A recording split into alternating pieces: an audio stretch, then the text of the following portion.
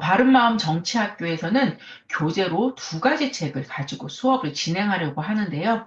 첫 번째 책은 최범의 이상한 나라 대한민국, 몸은 한국인, 정신은 조선인이라는 책이고, 또 다른 책은 독립운동가였고, 우리 대한민국의 초대 대통령이었던 이승만이 옥중에서 원고를 작성했던 독립정신입니다. 이 두 가지 책으로 조선 민족이여 깨어나라라는 주제로 총 4강을 수업하려고 하는데요.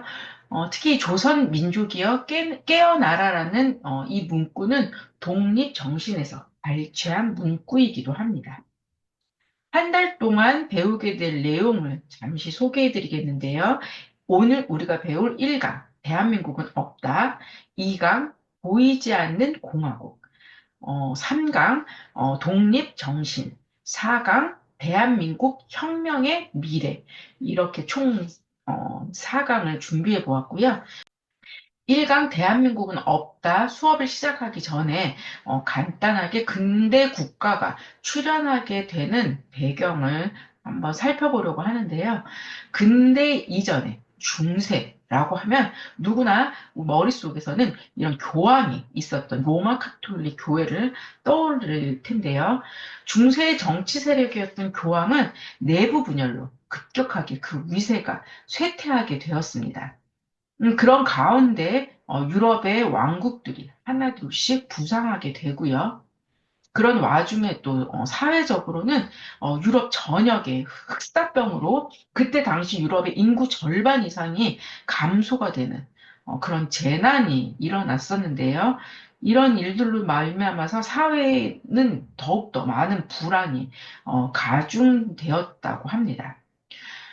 또 끊임없는 유럽에서는 전쟁이 계속적으로 일어나고 있었었는데 특히 프랑스의 잔다르크가 활약을 했었던 영국과 프랑스의 백년 전쟁 그리고 또 영국 안에서 그 귀족들 간에 있었던 장미 전쟁 등이 끊이지 않고 일어났었다고 합니다. 종교개혁 이후 로마 카톨릭을 옹호하는 구교와 또 개혁을 옹호하는 신교 사이에서는 종교 전쟁이 유럽을 더욱 혼란하게 만들고 있었었는데요. 특히 30년 전쟁은 종교를 빙자한 정치적 패권 싸움이 되었다고 합니다. 그래서 결국 이 베스트팔렌이라고 하는 곳에서 신교와 구교가 서로 상대방을 서로 승인하는 그런 베스트팔렌 조약을 맺음으로써 이 30년 전쟁이 막을 내리게 되었는데요.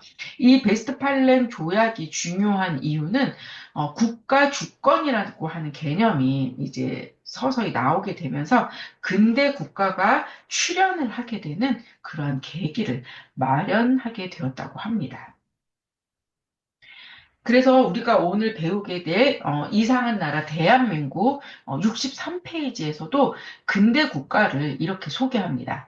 근대 국가는 상비군, 관료제, 조세 제도 등의 수단을 통해 일정한 지역 내에서 중앙 집권화된 권력을 행사함으로써 대내적으로는 사회 질서를 안정적으로 유지하고 대외적으로는 다른 국가들과 경쟁하면서 이들로부터 배타적인 독립성을 주장하는 정치 조직 또는 정치 제도이다. 이 개념을 이제 우리가 오늘 배우게 될 대한민국은 없다에서 굉장히 중요한 그 개념으로 가지고 있어야 될 문구이기 때문에 제가 여기서 소개시켜 드렸는데요. 반드시 이 근대 국가의 개념을 잘 머릿속에 집어 넣으시고 이 수업을 시작해 보도록 하겠습니다. 이상한 나라 대한민국의 머리말의 제목이 바로 전근대와 근대의 모순 사이에서인데요. 정치적으로는 우리 대한민국은 1948년 근대국가 대한민국의 탄생과 또 1987년 6월 민주항쟁이라고 하죠. 2022년에는 20대 대통령인 대한민국 대통령 윤석열 대통령의 취임을 하게 됩니다. 뿐만 아니라 이제 경제적으로는요, 1970년 박정희 대통령의 강력한 리더십 아래 근대 국가 대한민국은 한강의 기적으로 경제 발전을 하게 됩니다. 반면 민주공화국의 상징물은 현재 서울 어디에서도 찾아볼 수가 없다고 하는데요. 저 역시 광화문 광장을 많이 가봤지만 이순신 장군 동상과 세종대왕 동상을 보면서 관심조차 갖지 않았던 것이 사실입니다. 그러나 문화평론가 최범은 바로 이런 상징물을 통해서 사회 문화적 전근대성을 지적하고 있는데요. 이 점은 책을 읽어가면서 알아가 보도록 하겠습니다. 어, 이 책은 문명사의 관점에서 본 대한민국론이다. 예, 페이지 5페이지에 처음에 나와 있습니다. 한국 사회를 보는 나의 관점은 독재 대 민주의 구도를 가지고 있었다. 우파는 독재 세력, 좌파는 민주 세력이라고 보았다.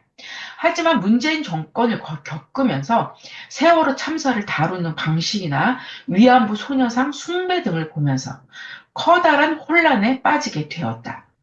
이것은 독재도 민주도 아닌 그냥 전근대적 현상이었기 때문이다. 대한민국은 민주공화국이다. 예, 페이지 7페이지에 나와 있고요. 대한민국을 어떻게 볼 것인가 하는 고민은 깊어져 갔다. 대한민국은 민주공화국이다. 그런데 국기에도 화폐에도 심지어 광화문 광장에도 민주공화국의 이미지를 찾아볼 수 없다.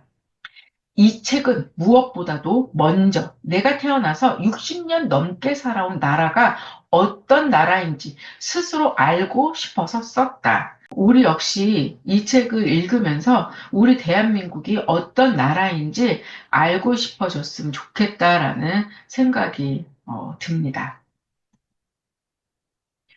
이승만 학당을 운영하고 계시는 이영훈 교수님의 대한민국 이야기에서 나오는 한 구절을 소개하면서 1강 대한민국은 없다를 시작하도록 하겠습니다. 이영훈 교수님은 20세기의 한국사는 문명사의 대전환 과정이라고 이야기를 하는데요. 읽어보도록 하겠습니다. 20세기 한국사는 이러한 외래 문명이 들어와 우리의 오래된 전통 문명과 상호작용하면서 나름의 형태로 정착하는 과정이었습니다. 다시 말해 전통 문명과 외래 문명이 충돌하고 접합하는 문명사의 대전환 과정이었습니다. 예, 1강 대한민국은 없다. 1강 대한민국은 없다에서 특히 이제 이 책의 1장 한국의 근대와 대한민국을 알아가기 위해서는 우선 근대와 문명을 알아야겠는데요. 제가 한번 근대, 이성, 종교개혁, 계몽주의, 합리주의 이렇게 키워드를 한번 작성해 보았습니다. 근대를 우리는 중세 이후라고 부르는데요. 특히 이 시대는 이성이 대두되는 시기이기도 합니다. 그 이유는 중세의 몰락과 함께 아까 제가 앞에서 설명드렸던 것처럼 교황의 그런 정치 세력이 몰락이 되어지죠. 그러면서 함께 신의 권위도 추락을 하였고 프랑스인이었던 데카르트의 나는 생각한다, 고로 존재한다라는 그 코끼토 명제가 합리주의를 이끌게 됩니다. 또한 종교개혁은 또 모두 다 알다시피 면죄부를 판매하면서 이익을 보는 부패된 교황 권력에 대항하며 마틴 루터가 95개 주의 반박문을 비텐베르크성 그 교회문을 게시하면서 이때 그 구텐베르크의 그 인쇄술이 보급이 또 되었죠. 그러나면서 일어났던 그 운동이 종교개혁이었고 또 계몽주의는 철학사주의 하나인데요. 이성의 힘, 또 무한한 진보, 현존질서의 타파, 사회개혁, 이런 것들을 목적을 표방을 하는 사상입니다. 모두 다 이 계몽주의, 합리주의, 종교개혁의 공통점이 있는데요. 바로 중세에서 중요하게 여겼던 신의 권위가 추락하면서 나왔던 세 가지 사상을 잘 기억해 놓으시고요. 이러한 근대가 출현하게 된 그런 배경들이 되었다는 것 역시 기억해 놓으면은 이 책을 읽으실 때 어, 많은 도움이 될 것 같습니다. 오늘날 세계의 보편 문명을 근대라고 한다. 예, 페이지 17페이지입니다. 근대의 발원지는 서유럽, 대략 16세기경 서유럽에서 발생한 근대 문명은 지난 500여 년에 걸쳐서 세계로 퍼져나갔으며 한국 역시 이러한 과정에서 예외적 대상이 아니었으며 서구의 근대 문명은 인간의 이성에 기반한 것으로서 그 기원에 있어서 빛의 얼굴을 하고 등장하였고 근대는 중세 종교의 어둠에 갇혀있던 인간을 이성의 빛 아래로 이끌어낸 빛의 문명, 종교개혁과 계몽주의의 합리주의가 그런 것이었고요. 빛의 문명이었다는 소리죠. 종교개혁, 계몽주의, 합리주의가. 그 근대의 빛이 서유럽을 넘어서 다른 세계를 비추기 시작했을 때 거기에서는 전혀 다른 사태가 전개되었다. 근대 문명의 세계화는 어떤 지역에는 해방이었지만 어떤 지역에서는 재앙으로 다가왔다. 빛과 어둠이 있었다. 어, 한국의 문명화 단계를 최범은 이렇게 이야기하고 있습니다. 한국의 문명사는 고조선을 기원으로 하는 고대 문명이 중국을 중심으로 하는 동아시아 문명에서 편입되는 중세 문명화, 그리고 중세 문명이 다시 서구를 중심으로 하는 세계 문명에 편입되는 근대 문명화라는 두 차례 문명 전환을 겪었다는 것이다. 예, 페이지 21페이지에 나와 있고요. 한국 근대화의 경로를 최범은 소개하고 있는데요. 외부로부터의 근대화를 이야기하고 있습니다. 앞서 잠깐 말씀드렸듯이 이러한 근대 문명이 세계화로 가는 이런 과정 속에서 어떠한 곳에서는 빛이었지만 어떤 곳에서는 어둠이었다고 이야기를 하죠. 아프리카 같은 경우에는 어둠이었죠. 지금 이렇게 아프리카 흑인들을 이제 묶어놓고 이제 열강들이 와서 예, 여기 지금 자기네들 국기를 이렇게 꽂아놓은 이러한 것들을 이제 보면서 우리나라 역시 그때 조선이었죠. 외부로부터의 근대화를 이제 시작하게 됩니다. 우리나라 같은 경우에는 이제 일본이 우리나라를 식민지화 시키면서 이런 외부로부터의 근대화가 시작이 되는데요. 한국의 근대화는 외부로부터 온 것이다. 예, 페이지 26페이지에 나와 있습니다. 한마디로 외부로부터 온 근대는 침략이면서 동시에 기존 질서를 변화시킨 혁명이기도 했다. 이 둘 중에서 무엇에 주목하는가에 따라서 한국 사회 내의 집단들과 이데올로기가 구분된다. 예, 그렇죠. 두 번째, 한국 근대화의 경로 위로부터의 근대화를 최법은 이야기합니다. 외부로부터의 근대화는 위로부터의 근대화로 이어진다. 외래 문명을 먼저 접한 소수의 엘리트에 의해 근대화가 추진될 수밖에 없다는 것을 의미한다. 예, 페이지 27페이지에 나와 있고요. 한국의 근대 엘리트들은 성격상 크게 공화주의 계열과 발전주의 계열로 나뉜다고 합니다. 공화주의 계열은 김옥균을 비롯한 구한말 개화파로부터 독립협회, 임시정부, 또 이승만으로 이어지게 되고요. 이들의 노력은 조선의 독립과 대한민국의 건국이라는 결실을 맺었다고 페이지 28페이지에서 이야기하고 발전주의 계열은 구한말의 발전주의 국가로 연결을 시키면서 이들 노력 역시 대한민국을 경제 선진국의 반열에 올려놓았다고 페이지 28페이지에 언급하고 있습니다. 대한민국 역사는 이처럼 공화주의 운동과 발전주의 운동의 복합적인 산물이라고 볼 수 있다. 그래서 제가 한번 공화주의와 발전주의를 조금 정리해 보았습니다. 앞에서 언급했던 것처럼 공화주의 운동은 이승만 또 정치적인 운동으로 이어졌고 이들이 건국의 주인공으로서 자유민주주의 체제를 확립하게 된 그런 근대 국가 대한민국을 탄생시키는 공화주의 운동 계열이 있었고요. 발전주의 운동 계열은 박정희 같은 경제 부국을 일으켰던 사람들이었는데요. 경제적 운동을 가졌고 부국의 공헌자로서 최범은 분류하고 있습니다.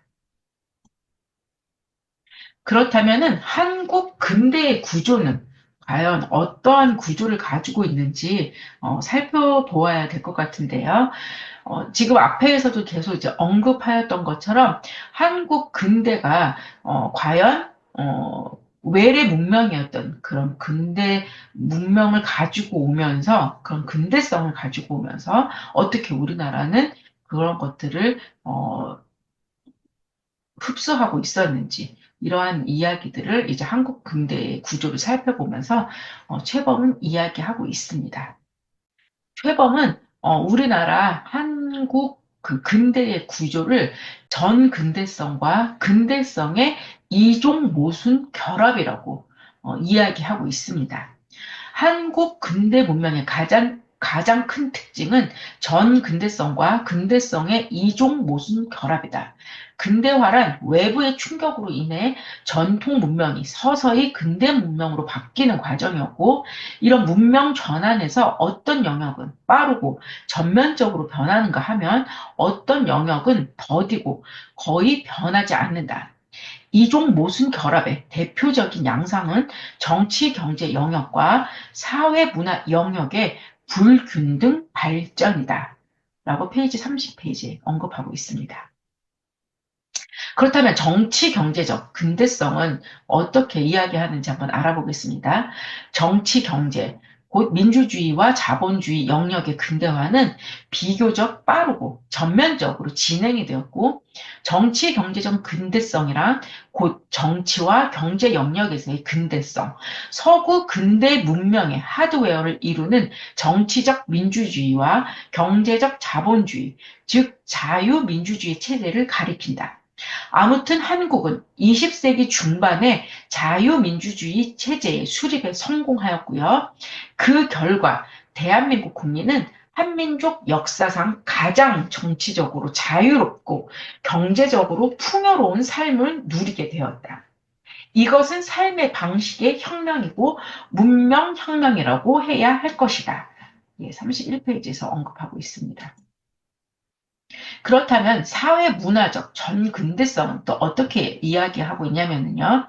이에 반해 사회 문화, 개인주의와 합리주의 영역의 근대화는 매우 더디고 심지어 거의 이루어지지 않는다.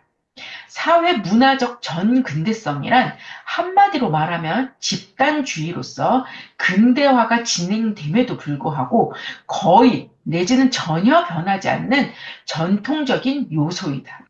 사회문화적 근대성은 한마디로 합리적 개인주의다. 사회문화적 근대성이 거의 형성되지 못하는 것을 볼 때 집단주의라는 전통이 얼마나 강고한지 이를 보면 비록 근대 문명이라고 하지만 그 안에서 정치 경제적 근대성과 사회 문화적 근대성의 시간은 전혀 다르게 흐른다는 것이다. 예, 페이지 32페이지에 최범은 이런 사회 문화적 전근대성을 이야기하고 있습니다. 그렇기에 오늘날 한국 사회의 인식의 핵심을 잘 기억하고 이해하고 있는 것이 중요한데요. 최범의 이야기를 계속 읽어보도록 하겠습니다. 집단주의라는 사회 문화적 전근대성은 근대에 오면 민족주의라는 형태로 나타나는데 이것의 정치적 대응물은 전체주의이고요. 정치는 자유주의적인데 사회는 전체주의적이라는 역설이 생기고 이것은 억압적인 국가와 그에 저항하는 자유로운 시민사회라는 상투적인 도식에 뒤집혀진 그런 형태이기도 합니다.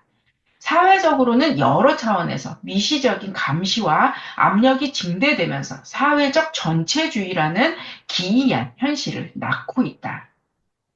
집단주의적 가치관에 반하는 생각과 행위를 하는 개인에 대한 사회적 비난과 처벌을 통해 개인의 자유를 압박한다. 예, 페이지 32페이지에 나오는 내용이고요. 이런 사회 문화적 전근대성이 잘 나타나고 있는 사회적 이슈가 있어서 제가 이것에 좋은 예가 된다 생각되어서 기사 하나를 소개해 보도록 하겠습니다. 바로 정부의 의료개혁에 맞서고 있는 자유시민 전공의에 관한 기사인데요. 기사 헤드라인을 보면 공익 위해 전공의의 사직 제한이 가능하다라고 하면서 법률 검토가 마쳤다라는 그러한 기사인데요. 바로 이러한 기사의 헤드라인만 읽어도 전체주의적인 냄새가 물씬 나고 있는데요. 최범이 이야기했던 대한민국의 구조인 전근대성과 근대성의 이종 모순 결합이 아주 잘 나타나고 있는 기사라고 생각되어서 소개해 보았습니다. 최범은 33페이지에 계속 이렇게 이야기하고 있습니다. 사회 문화적 전근대성을 정치 경제적 근대성과 어떻게 조화시켜 나갈지는 한국 사회의 운명을 결정하는 가장 핵심적인 문제가 될 것이다. 그렇다면 이런 사회 문화적 전근대성을 탈피하여 사회 문화적 근대성을 필요로 하고 있는 그 사회가 바로 지금 우리 대한민국이라고 이야기할 수 있는데요. 계속 읽어보도록 하겠습니다. 사회적 근대성은 개인주의이고요. 이러한 사회적 근대성과 문화적 근대성인 합리주의는 결코 분리될 수 없다. 개인주의는 합리주의의 토대가 되며 합리주의 없는 개인주의는 성립될 수 없기 때문이다. 그러면서 최범은 페이지 34페이지에 근대적 인간을 소개하고 있습니다. 이 근대적 인간이란 사회로부터 상대적으로 독립된 개인이 외적 권위에 의존하지 않은 채 자율적인 합리적인 사고를 통해 자기 삶의 의미를 찾고 행복을 추구하는 존재라고 소개하고 있는데요. 바로 이 근대적 인간이 사회 문화적 그 근대성에 가장 필요한 개인이라고 이야기한다고 생각합니다. 계속해서요, 이 최범은 근대화에 대한 반응을 세 가지로 나뉘고 있는데요. 첫 번째로는 수구와 개화이고, 그 다음에 두 번째로는 좌파와 우파로, 세 번째로는 보수와 진보로 이야기를 하고 있습니다. 첫 번째로는 근대화에 대한 반응, 수구, 개화를 이야기하고 있는데요. 이 근대화에 대한 반응은 1876년 개항을 기준으로 이야기할 수 있을 것 같은데요. 근대화를 거부하는 수구파는 조선 말기에 위정척사파로 시작되고 바로 이분은 그 단발령을 반대했던 최익현입니다. 반면에 개화파는 근대화를 수용을 주장하였고, 또 이분은 조선 말 당시 그 청나라에 의존하였던 수구 세력을 몰아내고 서구식 근대화를 목표로 일으켰던 갑신정변의 주요 인물 중 한 분인 김옥균인데요. 이렇게 근대화에 대한 반응으로 수구, 개화 이렇게 설명하고 있습니다. 두 번째로 근대화에 대한 반응, 좌파, 우파로 최범은 또 설명하고 있는데요. 페이지 38페이지를 제가 정리해 보았습니다. 아까도 이야기했듯이 좌파는 정근대적인 그러한 의식을 가지고 있고 이런 좌파는 민중을 또는 집단을 최우선 가치로 가지고 있기 때문에 민중 혹은 인민민주주의로 생각이 집약되고 있습니다. 그렇기 때문에 전체주의적이거나 또 집단주의적인 그러한 생각을 할 수밖에 없는 반면에 우파는 근대성을 가지고 있는 근대적인 생각을 하고 있죠. 가장 최우선순위로 개인을 두고 있고요. 이 개인은 자유민주주의를 이루는 가장 근본이 되고 또 초석이 되는데 아까 앞에서도 말했듯이 그런 합리주의면서도 또 개인을 우선시하는 이런 개인주의가 우파에 있어서는 가장 중요한 하나의 이념이 될 수 있다라고 생각됩니다. 근대화에 대한 반응이 한국의 좌우를 나눈다. 한국의 좌파는 수구파이며 우파는 개화파의 후예인 셈이다. 그러나 심대한 딜레마가 우리 대한민국에 있다라고 최범은 페이지 39페이지에서 설명하고 있는데요. 그 이유는요. 자유민주주의를 추구하는 우파나 민중민주주의를 추구하는 좌파 모두 어, 그 전근대성인 집단주의, 예, 사회문화적 전근대성을 탈피하지 못한 이 집단주의에 함몰되고 있다라고 이야기하고 있습니다. 계속 책을 읽어보도록 하겠습니다. 한국인의 의식과 행동 방식은 여전히 전통적인 집단주의를 벗어나지 못한다. 한국의 우파는 자유민주주의를 추구하는 집단주의자들이고, 좌파는 민중민주주의를 추구하는 집단주의자들이다. 이러한 현실을 어떻게 보아야 할까? 자유민주주의는 개인의 존엄과 자유를 최고의 가치로 삼는 데 반해 집단주의는 국가나 민족 등의 집단을 개인보다 더 위에 둔다. 과연 이러한 자유민주주의가 가능한가라고 40페이지에서 설명하고 있고요. 계속해서 읽어보도록 하겠습니다. 대한민국의 자유민주주의는 집단주의의 틀 안에 갇혀있는 그를 넘어서지 못하는 자유민주주의이다.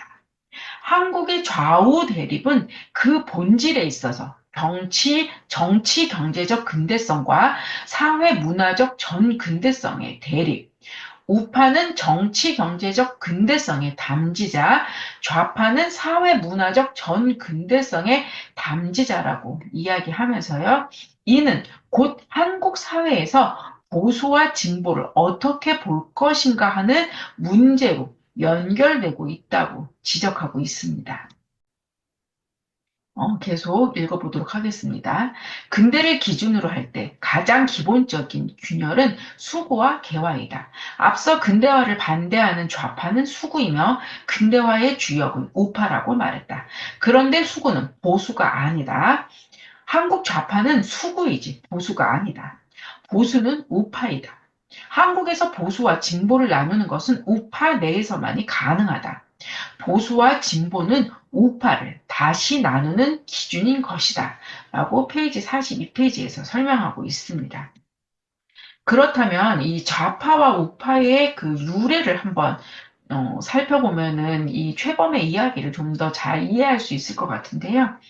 좌파와 우파는 프랑스 혁명 이후 국민의회를 열게 되는데 그때 이 의장 중심으로 좌측에는 급진적인 사람들인 공화파가 앉게 되고 우측에는 보다 그 왕에게 호감을 가지고 있는 온건적인 왕당파가 자리를 앉게 되면서 좌파와 우파라는 용어가 생겨났다고 합니다.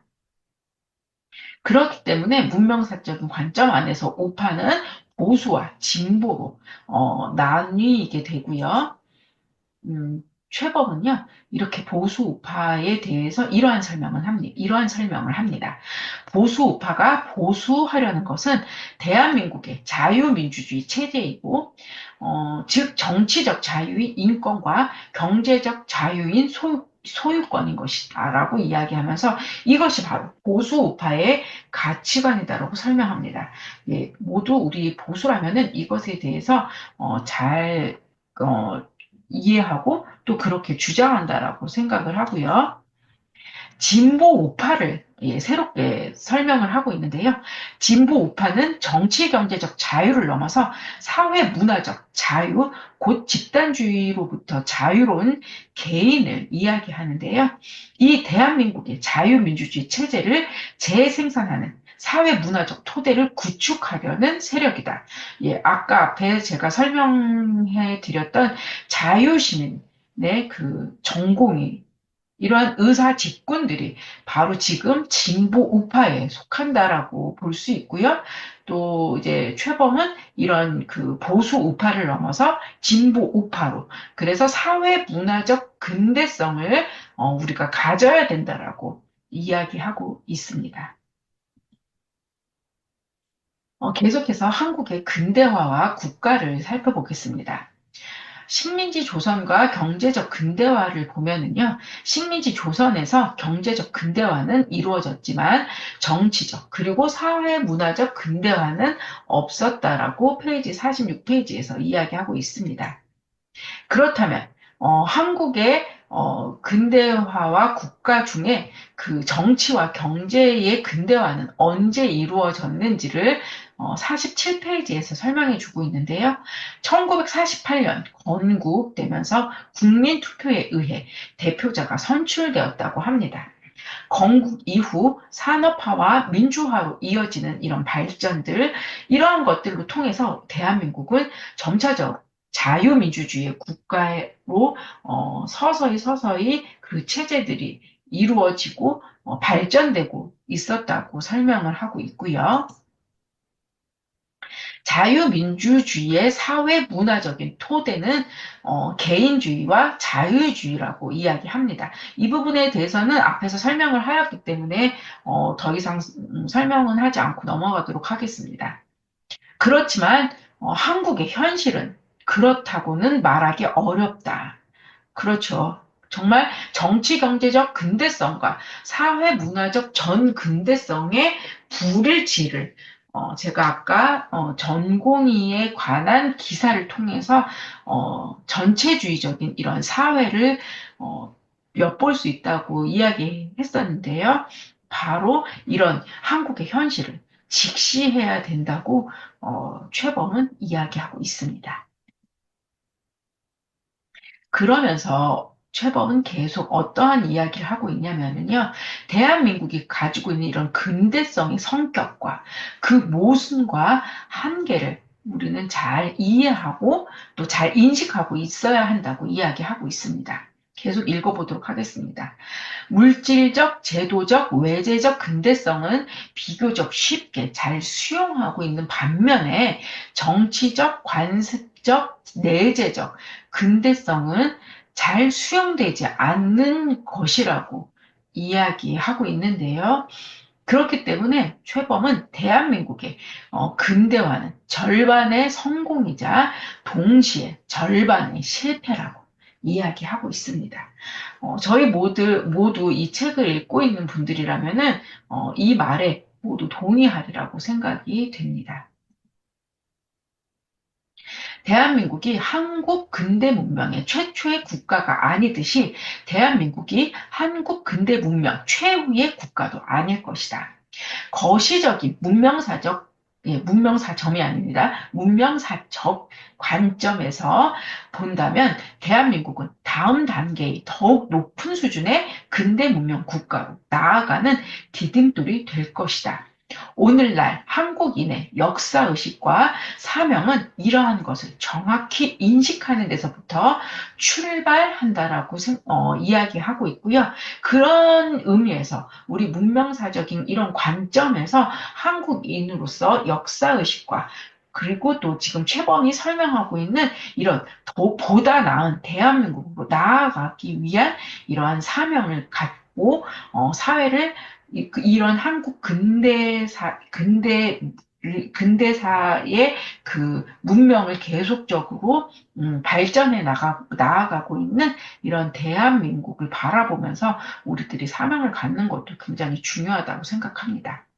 대한민국에 대한 문명사적 인식은 바로 이처럼 근대 문명 내에서 대한민국 국가가 갖는 위치와 그 특수성을 직시하는 것이어야 할 것이다. 예, 페이지 50페이지에 나와 있는 내용입니다. 그러면서 최범은 두 가지의 예를 들어서 이야기를 하고 있는데요. 둘 다 문재인 정권에서 있었던 이야기입니다. 거대한 뿌리의 이름은이라는 내용으로 최범은 서술하고 있는데요. 문재인 정권이 그 문재인 정권 안에서 3.1절 날 문재인 대통령 내외가 서울 서대문 형무소 역사관에서 기념식을 진행하였다고 합니다. 그러면서 문재인 대통령은 이날 기념사에서 3.1 운동이라는 이 거대한 뿌리는 결코 시들지 않는다. 이 거대한 뿌리가 한반도에서 평화와 번영의 나무를 튼튼하게 키워낼 것이라고 밝히면서 이렇게 독립문 앞에서 만세도 불렀다고 합니다. 문제는 이 독립문이 일제가 아닌 중국한테서 이 독립을 상징하는 독립문이라는 것입니다. 서재필 박사의 자서전을 읽어보면 그 내용이 잘 나와 있는데요. 내가 개혁하려던 것은 천국을 의뢰하는 사대담을 몰아내고 천국의 간섭을 받지 않고 자주 독립의 완전한 국가를 만들어 보려는 것이다. 예, 아까 잠깐 소개해드렸던 그 김옥균과 함께 서재필 박사 역시 갑신정변을 일으켰던 인물 중에 한 분으로 우리가 알고 있고요.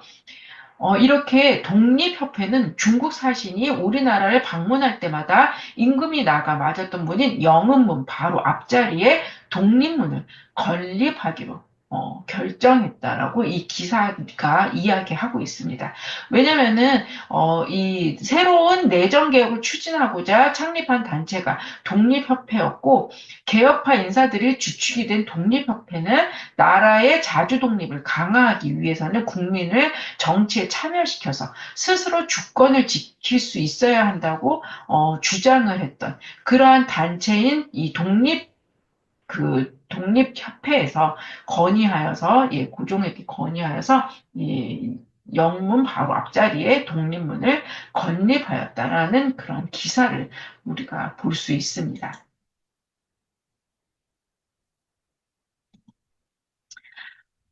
그러면서 이 최범은 이야기합니다. 이것은 과연 코미디인가 무엇인가? 이런 독립문 앞에서 3.1 운동 기념 행사를 치르면서 항의를 이야기한다. 이 정도의 기본적인 사실도 대한민국 대통령이 모르고 있었단 말인가? 독립은 어떤 독립이든 무엇으로부터의 독립이든 상관없이 똑같다라는 말인가? 라고 최범은 이야기합니다. 두 번째 이야기는 문재인 대통령이 인도네시아 대통령이 방한을 했을 때 창덕궁에서 있었던 어떤 에피소드를 가지고 이 최범이 이야기를 합니다. 잠깐 기사를 읽어보도록 하겠습니다. 청와대 관계자는 이날 브리핑에서 보통 청와대 대정원에서 진행했던 공식 환영식을 창덕궁으로 옮겨서 처음 시행했다고 하면서 우리나라 대통령이 외국을 국빈 방문하면 그 나라 전통 고궁 또는 대통령궁에서 환영식을 치렀다고 말했다고 합니다.